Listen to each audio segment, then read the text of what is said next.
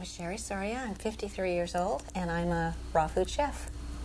I am the director of Living Light Culinary Arts Institute, and we train individuals, chefs, and teachers in the art of creating raw living foods. Well, I've been teaching raw living foods for 8 or 9 years now, and I've been eating raw foods for that amount of time. I don't eat 100% raw foods. Occasionally, I allow myself to go out and eat something cooked in a restaurant, but I never cook. I really prefer preparing raw foods, and that's my choice of what I eat as well. But if there's no wonderful, raw, organic food, then I will eat something cooked. My dietary transition into living foods came about when I was studying with Dr. Ann Wigmore.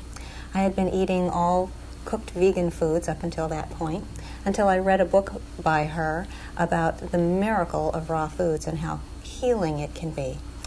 And so I went to Puerto Rico to find out what this was all about, and I spent 3 weeks there studying with her and watching the miracles that occurred as a result of people eating raw foods and being healed. And even though I didn't have any healing challenges, any health challenges, I found myself having so much more energy and vitality and needing less sleep that I just could not go back to eating cooked foods. It was not something that I expected to do at all, but that was the result of what occurred there. My transition into raw foods was immediate because when I was down there, of course, it was all raw foods. That was the only thing that was available, and I felt so good when I left. I just couldn't imagine eating anything cooked. In fact, the first time I ate something cooked, I felt so sluggish that I just didn't want to eat anything cooked after that. And it was quite a few months before I actually ate something cooked again. And even now, when I do eat something cooked, it's knowing that I'm not going to feel my normal, vibrant self afterwards. What really resonated with me when I was at the Ann Wigmore Institute in Puerto Rico was that I started to feel more energy than I had ever felt before, because I didn't have a health challenge. What I realized was that with raw living foods, it was really a matter or a measure of vitality, not a measure of whether or not you were sick or healthy, because I was healthy, but it was a measure of the amount of vitality that I had. I had more vitality than I had ever experienced in my life. I didn't even feel like I had to sleep at night. It was so amazing. 4 hours sleep or 5 hours sleep was plenty, and I had been an 8-hour a night sleeper. And I woke up in the morning just feeling so great. I didn't have bags under my eyes. I wasn't puffy. I didn't feel like blowing my nose. I just felt really great and alive. I had never felt that good in my life. What I advise people, however, is not to do what I did necessarily, which is go straight into raw foods from the way they've been eating, because I really wasn't on a standard American diet. If somebody's on a standard American diet, I suggest that they take it slowly, because going directly into 100% raw can create some cleansing effects, and that can be uncomfortable. So I suggest that people take it easy. When I teach people in my workshops, I always think of taking them by the hand and walking them in that direction, rather than expecting them to fly from where they are to where I am. And so we create foods that are really comforting and nurturing, that feed their emotional bodies, because they can have emotional crises as well as health crises when they're cleansing. Because they're not only just cleansing their physical body, but they're cleansing their emotions as well. And so by providing them with foods that nurture them, with comfort foods that still have some richness and some flavor that's familiar, then it makes the transition much easier for them. The kinds of cleansing responses that people might face could be headaches. They could get rashes on their skin. Those are the kinds of physical responses that they might experience. They might have little stomach disorders, stomach aches, or problems like diarrhea. But the kinds of emotional experiences that they might have could be crying, feeling a little bit fearful of giving up things that they really need. I mean, people feel a real connection to their foods. You don't realize it until you start giving them up. That's why diets don't work. diets don't work because people don't want to give up foods that make them feel whole. So I don't feel that it's important for people to give up anything. They don't have to have foods taken away from them or be told that they can't eat a particular food. And that's something that's really important, I feel, when I'm working with people in my culinary arts program, is that I give them foods that they can incorporate in their normal lifestyle. And then what happens is the foods that aren't in their best interests just sort of fall away. They start to notice that they don't feel as good eating that food as they do eating the new foods that they've learned to prepare. And so they don't experience quite the dramatic cleansing crisis that they might if they went on 100% raw food from a standard American diet.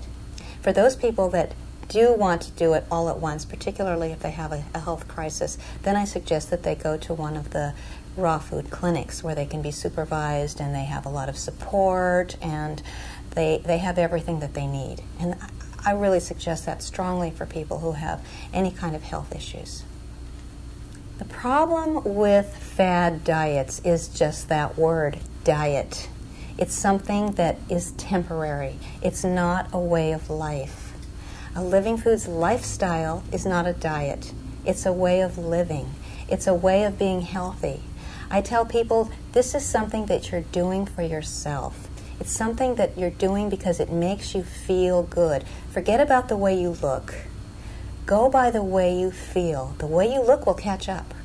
The emotional component of food, I really believe, has to do with memories of childhood. Those foods that we were comforted by, the foods that we have memories of, like popcorn in the movie reminds us of being in the movie theater, and pizza was something that we all ordered out together as a family or at a party. We have good memories that are attached to that. We don't have to give up pizza. We can have raw living pizza. We don't have to give up burritos and tacos and all those good foods that we associate with good times. We can do that with raw living foods. And it doesn't have to be the foods that make us feel sluggish and overfed. It can be foods that make us feel good and vibrant and alive. We can still have all those comfort foods, and they're not diet foods. It's a way of life. It's something that we're doing for ourselves that makes us feel good about who we are. I suggest for people who are coming into this for the first time that they just start adding one more raw food dish to their repertoire of foods that they choose to eat, whether it's foods that they choose to make or choosing a salad bar for dinner tonight instead of a pizza bar. Just choosing one raw food a day more than they used to do. And they don't have to stop eating the foods that they used to eat. Just make a healthy choice in favor of raw foods now and then. And what happens is you start to notice that you feel lighter and better for it. The more you do it, the better you feel. And particularly if that choice is made at night, because you really notice how much better you feel when you wake up in the morning. That's a big difference. And the more you do it, the better you feel, the more you choose to go in that direction. And the other foods, you don't have to think about giving them up. The other foods just aren't the foods that you're choosing at the moment. Doesn't mean that you can't eat them when you want to. It just means that you don't feel like eating them right now. It's not your choice. You might feel like eating it tomorrow, and that's fine. But don't worry about it. Don't fret about it. Just make the choices that make you feel good. So I suggest for people who have more radical health challenges that they go a more radical path and really just bite the bullet and go raw. Really, they need to do that to get healthy. If they have arthritis or migraine headaches or anything like that that is less symptomatic than, say, for example, a terminal illness, then they can just do it on their own and just see how much better they feel. They can do it slowly and see how much better they feel. And I really believe that the more raw they eat, the better they'll feel. But if they have very, very challenging disorders, then they should go to a clinic. I found that when people do the transition easily and gently, it can take anywhere from a month to a year or even several years before they feel like they just don't want to eat cooked food anymore as a lifestyle, that they really consider themselves to be a raw fooder. I've found that people who have taken workshops from me or who have seen demonstrations years ago, and I meet them at a conference or something, and they say, I finally decided to go raw. After all of these years, I did it little by little, and I finally decided to just go all raw. And they might have been doing maybe 50% raw all of this time, and then they just decided, you know what, it's time for me. I know it's going to make me feel much better. I always feel better when I eat raw foods, and it's just time for me to do that. And they're so proud of themselves when they do it. They just want to tell everybody how good they feel. I think the reason that it's easier for people to make a transition slowly is because it is something that grows on them and that they do by choice. It's something that they emotionally are ready for, and they're doing it now because they're ready to do it. Not because they think they should do it, or because they think they need to do it, or they've been told they should do it, but because they're ready. That they really feel that it's time now, that they start to take care of themselves, that they deserve to have that kind of care for themselves. One of the things that I really stress is that people put love into the food when they're preparing it. I think that it's really sad that nowadays going into the kitchen and preparing food is not considered to be an art. It's not considered to be something that women or men really strive to do in their lives. They eat in fast food restaurants. They don't eat together as a family. They eat in front of the television when they do eat at home. And food just doesn't have that component of love in it, and it's so important. You know, people have so much stress in their lives, and the element of love in food can really help to make people feel better about what they're eating. They prepare it with love, and they appreciate it and feel grateful and eat it with love. And it really has been tested and proven that when love is infused into the food, that people do respond positively to it. They've done studies on this with plants, and they have found that when plants are watered with water that has been infused with healing energy, that the plants grow larger, stronger, and more resistant to disease. And we can do the same thing by putting love, infusing love and healing energy into the foods as we prepare them, to feel grateful and loving towards the foods when we eat it, and to feel grateful and loving to our own bodies, and accept the food in that way. Certainly no one told the plants that were watered with this special healing water that this was special water, but the plants still grew stronger and more resistant to disease. So we don't even have to consciously know it. But consciously, we can feel it. If you just pay attention, if you're present with the food that you're eating, you'll notice when food is prepared with love and when it isn't. One thing that's really important, I feel, is choosing food carefully when you shop. You know, it's a natural thing when you go into the market. You see 2 heads of lettuce. You don't take the head of lettuce that's wilted. You take the one that's crispy and healthy and vibrant looking. You just immediately know that that's the one. That's the healthy one, and that's the vibrant one, and that's the one you want to put in your body. And then you take it home and you put it in a container so that it stays nice and fresh, and you keep it in the refrigerator so that it doesn't get dried out. And when you prepare it carefully. You don't just slop it all together. You're conscious about the way that you prepare the food. When I'm preparing food, I don't have the radio on. I don't have the television on. If I'm not in a good frame of mind, I don't prepare food. I would rather just eat a piece of fruit than prepare food when I'm not feeling present with the food. And so I think that that's an important element, is to be conscious of your environment and what your feelings are when you're preparing the food. Even if you're not consciously putting love into it, at least don't put stress into it. To me, the kitchen is a sacred space. I love going into the kitchen and preparing food. I feel like it's an honor to prepare food and to serve it to people. I just love to do it. It makes me feel nourished.